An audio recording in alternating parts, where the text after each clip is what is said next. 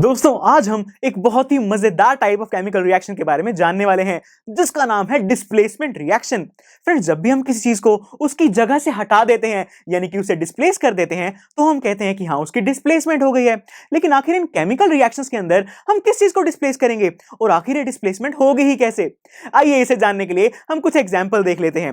So friends, सबसे पहले मैंने जो एग्जाम्पल लिया है वो है मेरा कॉपर सल्फेट का, और ये जो कॉपर सल्फेट सोल्यूशन है ये मेरा ब्लू कलर का होता है। लेकिन जैसे ही मैंने इसके अंदर आयरन नेल्स को डिप किया तो मेरा कॉपर सल्फेट का जो ब्लू कलर था वो चेंज होकर ग्रीन हो गया। और ऐसा इसलिए है क्योंकि यहां पर ये जो मेरा आयरन है इसने मेरे कॉपर सल्फेट के अंदर प्रेजेंट कॉपर के ऊपर अटैक कर दिया, और जो बेचारा कॉपर था वो इस आयरन से बहुत ही कमजोर था, या फिर अगर मैं साइंस की लैंग्वेज में कहूं तो जो मेरा कॉपर था वो आयरन से बहुत कम रिएक्टिव था, जिसकी वजह से आयरन ने कॉपर को उसकी जगह से हटा दिया यानी कि डिस्प्लेस कर दिया और उसकी जगह पर खुद लग गया और बना दिया अपना एक सॉल्ट जिसका नाम है फेरस सल्फेट। और ये जो फेरस सल्फेट सॉल्ट बन रहा है ये मेरा ग्रीन कलर का होता है। इसी वजह से जो कॉपर सल्फेट था उसका कलर ब्लू से चेंज होकर ग्रीन हो गया, और जो बाकी बेचारा अकेला कॉपर बच गया वो अकेला रह गया और इन आयरन नेल्स के ऊपर कुछ इस तरह से डिपॉजिट हो गया। सो फ्रेंड्स, आप यहां पर देख सकते हैं कि किस तरह से हमारे आयरन ने कॉपर को उसकी जगह से हटा दिया है यानी कि डिस्प्लेस कर दिया है, और इसीलिए मैं कह सकता हूं कि जो मेरी रिएक्शन है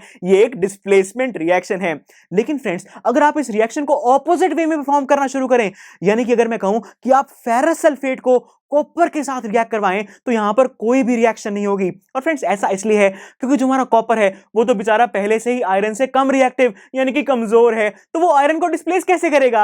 और इसीलिए जो मेरा कॉपर है वो आयरन को डिस्प्लेस कर ही नहीं पाएगा और इस केस के अंदर कोई रिएक्शन नहीं होगी। तो चलिए दोस्तों, अब मैं इस कॉपर सल्फेट का यूज करते हुए ही एक और डिस्प्लेसमेंट रिएक्शन आपको करके दिखाता हूं। सो फ्रेंड्स, इस बार मैंने क्या किया कि कॉपर सल्फेट के अंदर आयरन नेल्स नहीं बल्कि जिंक ग्रैन्युल्स यानी कि जिंक मेटल के छोटे छोटे पीसेस डाल दिए कुछ इस तरीके से, और इस बार भी जो मेरा कॉपर सल्फेट का कलर है वो चेंज हो गया और ब्लू से चेंज होकर हो गया कलरलेस, या फिर मैं कहूं कि व्हाइट सॉल्यूशन हो गया। और फ्रेंड्स, यहां पर क्या हुआ कि जो मेरा जिंक है उसने कॉपर सल्फेट के अंदर प्रेजेंट कॉपर के ऊपर अटैक किया, और फिर से जो बेचारा कॉपर है वो हार गया क्योंकि वो कॉपर जिंक से भी कमजोर है यानी कि जिंक से भी लेस रिएक्टिव है। इसलिए मेरे जिंक ने कॉपर को उसकी जगह से हटा दिया यानी कि डिस्प्लेस कर दिया और अपना सॉल्ट बना लिया जो कि है जिंक सल्फेट। और ये जो जिंक सल्फेट है ये व्हाइट कलर का या फिर मैं कहूं कि कलरलेस होता है। इसी वजह से जो मेरा सॉल्यूशन है वो भी ब्लू से व्हाइट या फिर कलरलेस हो गया है, और जो बेचारा कॉपर बचा वो फिर से अकेला रह गया कुछ इस तरीके से। लेकिन दोस्तों, अगर आप इस रिएक्शन को भी ऑपोजिट वे में परफॉर्म करना शुरू करें तो इस केस में भी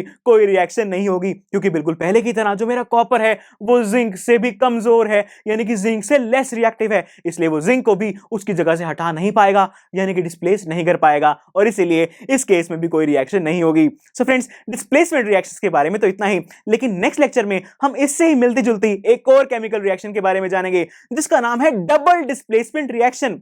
फ्रेंड्स, हमने डिस्प्लेसमेंट तो देख लिया कि हाँ एक मेटल ने दूसरे कम रिएक्टिव यानी कि कमजोर मेटल को हटाकर उसकी जगह पर खुद लग गया, लेकिन अब ये डबल डिस्प्लेसमेंट कैसे होगी? आइए इसे ही जानते हैं नेक्स्ट लेक्चर में। So see you in the next lecture. I am sure students, आपको ये लेक्चर बहुत ही पसंद आया होगा। तो अगर आप अपने हर कंसेप्ट को इतने ही मजेदार और इंटरेस्टिंग तरीके से क्लियर करना चाहते हैं तो डाउनलोड कीजिए हमारी PuStack ऐप, जहां पर आपके लिए और भी बहुत सारे ऑप्शंस अवेलेबल हैं, जैसे कि sample papers, back exercise solutions, written answers and much more. So what are you waiting for? Download the app now.